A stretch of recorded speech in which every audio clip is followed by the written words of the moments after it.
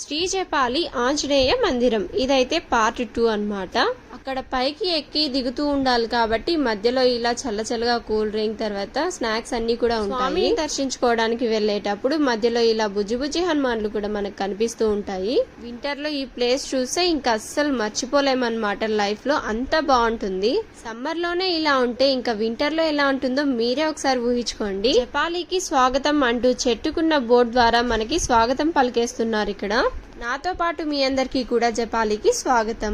ఆంజనేయ స్వామికి ముఖ్యంగా ఆకు పూజ అనేది ఉంటుంది కదా, అందుకోసం ఇవన్నీ. టెంపుల్ చూసారా, చూడ్డానికి ఎంత బాగుందో. ఇంకా ఎవరన్నా కొండ మీదకి వచ్చి కూడా జపాలికి రాకుంటే అస్సలు మిస్ అవ్వకుండా ఈసారి అయితే వచ్చేసేయండి. ఇక్కడ గనక మీరు కాయిన్ నిలబెట్టి ఏదన్నా కోరిక కోరుకుంటే అది ఖచ్చితంగా జరుగుతుంది అని అందరూ నమ్ముతూ ఉంటారు. మేమైతే వెళ్లి దేవుని దర్శనం చేసుకుని వచ్చి ఇంకా టెంకాయ కొట్టేసుకుంటున్నాం. ఇక్కడ లోపల వీడియో అలో చేస్తారో లేదో అని చెప్పి నేనైతే తీయలేదు. పూజ ప్యాకేజ్ మొత్తం ఇచ్చినప్పుడు ఇలా నెయ్యి కూడా ఇస్తారు మనకి.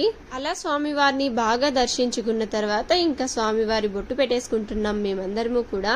ఈసారి తిరుమల ట్రిప్ ప్లాన్ చేసినప్పుడు ఖచ్చితంగా కొండ మీద ఉన్న 5 టెంపుల్స్ కూడా విజిట్ చేయడానికి ట్రై చేయండి. చాలా బాగుంటుంది. ఈ టెంపుల్ లో కోనేరు కూడా ఉంది, కానీ ఈసారి అయితే ఓపెన్ లో లేదు, క్లోజ్ చేసేసిన్నారు. ఈసారి జపాలికి మీలో ఎంతమంది రావాలనుకుంటున్నారో మీ ఫ్రెండ్స్ తో రావాలనుకుంటే వాళ్ళకి షేర్ చేసేసేయండి. మధ్యలో మనకి ఇలాంటి అందాల దృశ్యాలు కూడా కనిపిస్తూ ఉంటాయి. రిటర్న్ లో అయితే ఇంకా మ్యాంగోతో క్లోజ్ చేస్తున్నాను ఈ వీడియోని. ఎవరికి షేర్ చేయాలో తెలుసు కదా, ఇంకెందుకు లేట్ వెంటనే షేర్ చేసేసేయండి.